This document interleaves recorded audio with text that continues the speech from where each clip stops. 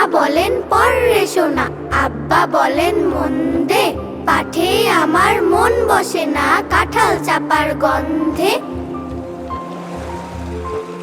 আমার কেবল ইচ্ছে জাগে নদীর কাছে থাকতে, বকুল ডালে লুকিয়ে থেকে পাখির মতো ডাকতে।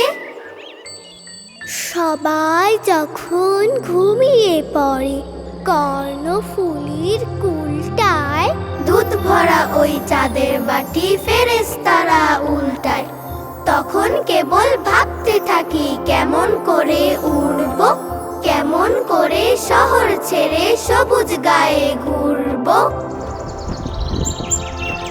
তোমরা যখন শিখছো পড়া মানুষ হওয়ার জন্য, আমি না হয় পাখি হব, পাখির মতো বন্য।